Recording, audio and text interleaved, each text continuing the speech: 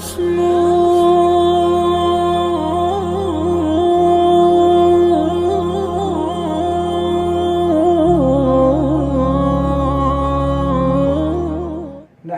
ونصلي ونسلم على رسوله الكريم أما بعد فأعوذ بالله من الشيطان الرجيم بسم الله الرحمن الرحيم يا أيها الذين آمنوا كتب عليكم الصيام كما كتب على الذين من قبلكم لعلكم تتقون صدق الله العظيم۔ تو رمضان مبارک کے تعلق سے چند ضروری باتیں آپ لوگوں کو عرض کرنی ہیں، امید کرتا ہوں بغور سنیں گے اور انشاءاللہ عمل کرنے کی اللہ تعالیٰ سے توفیق بھی مانگیں گے۔ رمضان کا مقدس و مبارک مہینہ اتنا بابرکت ہے اور اتنا قیمتی ہے کہ اس کے ہر لمحے کی اور اس کے ہر ساعت کی اس کی ہمیں فکر کرنی ہے کہ غفلت کی نظر نہ ہونے پائے، کیونکہ انسان جب اپنا قیمتی وقت ضائع کرتا ہے نا تو اس کے بعد وہ بہت پچھتاتا ہے، اور پچھتاوے کے علاوہ میں اس کو کچھ حاصل نہیں ہوتا، کیونکہ وقت جو گزر گیا وہ حاصل نہیں میں ہو سکتا ہے دوبارہ۔ تو میرے دوستو، رمضان المبارک میں ہم سب کو اپنی عبادات میں زیادتی کرنی ہے، چونکہ یہی ثابت ہے حضرت نبی کریم صلی اللہ علیہ وسلم سے، اور یہی ثابت ہے حضرات صحابہ کرام سے کہ وہ تو شعبان سے رمضان المبارک کی تیاریاں شروع کر دیا کرتے تھے۔ تو ہمیں چاہیے کہ ہم بھی رمضان میں جو ہے اپنی عبادات کو زیادتی کے ساتھ یعنی اور زیادہ کر دیں، تھوڑا بڑھا دیں۔ اور لیکن افسوس کی بات ہے کہ دیکھنے میں آتا ہے کہ معاشرہ بد سے بدتر ہو گیا۔ ہم نے اپنی عبادات کو زیادہ تو کیا کرنا اور کم کر دیا۔ فرائض کا اہتمام ہونا چاہیے، سنن مؤکدہ کا اہتمام ہونا چاہیے، واجبات کا اہتمام ہونا چاہیے، لیکن ایسا کچھ نہیں ہوتا۔ ہوتا کیا ہے کہ فرائض بھی ہماری بالکل کام کی نظر ہو جاتے ہیں۔ کیسے؟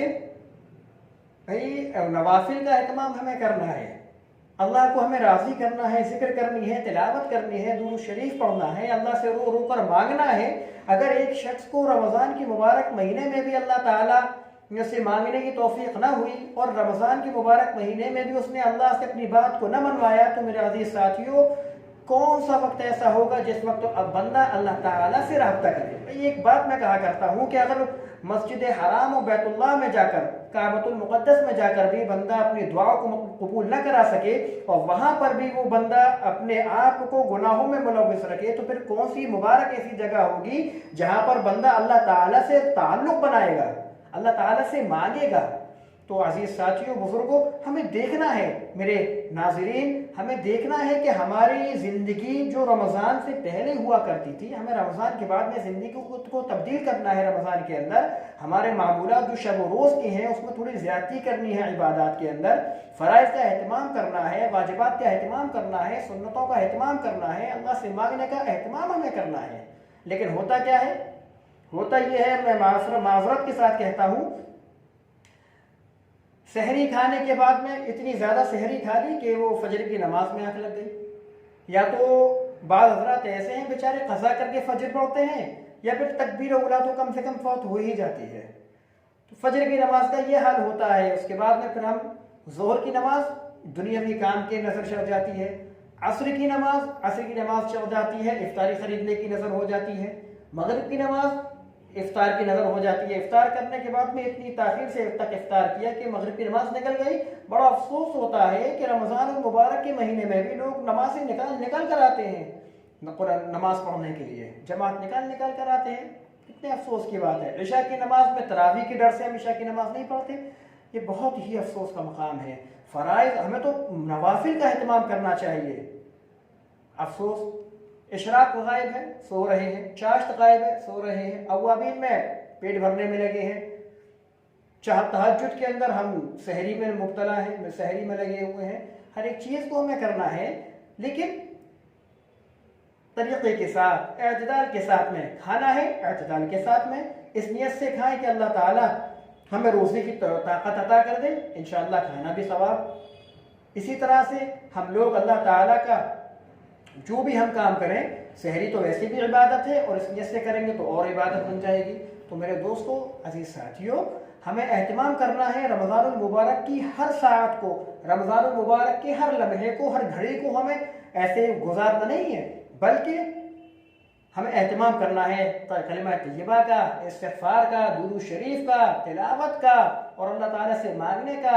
اوابین پڑھنی چاہیے، 6 رکعت اوابین پڑھے، 4 رکعت اشراق پڑھے، 8 رکعت تہجد پڑھے، 20 رکعت تراویح پڑھے، اور چاشت کی نماز جتنی توفیق ہو سکے۔ یہ تو میں نے ایک تعداد بتائی ہے جو جتنا ہونا چاہیے، باقی نوافل میں کوئی قید نہیں ہوتا کہ اتنی رکعت پڑھنی ہے، جتنی اللہ توفیق دے دے۔ اور سب سے بنیادی چیز، سب سے بنیادی کام وہ کیا ہے؟ وہ ہے گناہوں سے پرہیز کریں۔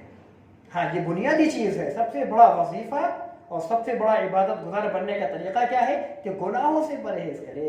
ایک شخص عبادات پہ عبادات کرتا ہے لیکن گناہوں سے نہیں بچتا، میرے دوستوں وہ عبادت گزار نہیں کہلائے گا۔ ایک صحابی رسول، اللہ کے رسول صلی اللہ علیہ وسلم کے پاس حاضر ہوئے، آپ کی خدمت میں حاضر ہوئے اور آپ سے پوچھا کہ سب سے زیادہ عبادت گزار کون ہے؟ تو نبی علیہ السلام نے کیا ارشاد فرمایا؟ جملہ چھوٹا سا ہے لیکن بہت ساری باتیں اپنے اندر لیے ہوئے ہیں۔ اتق المحارم، اتق المحارم تکن اعبد الناس، کہ سب سے زیادہ عبادت گزار بننے کا نسخہ نبی صلی اللہ علیہ وسلم نے کیا فرمایا؟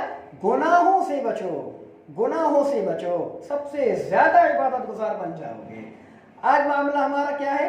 ہم نوافل بھی پڑھتے ہیں، ہم ذکر بھی کرتے ہیں، ہم تلاوت بھی کرتے ہیں، ہم اذکار بھی کرتے ہیں، ہم مصنون دعاؤں کا اہتمام بھی کرتے ہیں، لیکن گناہوں کا موقع ملتے ہی ہم گناہ میں مبتلا ہو جاتے ہیں۔ تو میرے دوستو، ایک شخص زیادہ نوافل نہیں پڑھتا ہے، ایک شخص زیادہ ذکر نہیں کرتا ہے، لیکن بس وہ فرائض کا اہتمام کرتا ہے، واجبات کا اہتمام کرتا ہے، سنت موقدہ کا اہتمام کرتا ہے، اس کے علاوہ میں وہ گناہوں سے بچتا ہے، یہ شخص افضل ہے اس شخص سے جو سارے کام کرنے کے باوجود گناہ میں مبتلا رہتا ہے۔ تو ہمیں کرنا کیا ہے؟ رمضان کے آنے کا مقصد لعلکم تتقون، کہ تم تقوی والے بن جاؤ، تو ہمیں گناہوں سے بچنا ہے۔ اگر ہم گناہوں سے بچنے کے ساتھ ساتھ عبادات کی بھی توفیق مل جائے تو بہت اچھی بات ہے، ورنہ کم از کم ہمیں گناہوں سے بچنا ہے۔ آج دوسری شب ہے، اللہ تعالیٰ سے مانگنا ہے، رونا ہے، اس کے سامنے گڑانا ہے کہ اللہ تعالیٰ ہم سے راضی ہو جائے، اللہ تعالیٰ راضی ہو جائے۔ میرے عزیز ساتھی، وہ راضی ہو گیا، سارے کام بن جائیں گے۔ خدا کی قسم اگر وہ ناراض ہے تو ہم کسی کام کے نہیں۔ ایک وہ کہاوت سنی ہے، دھوبی کا کتا نہ گھر کا نہ گھاٹ کا۔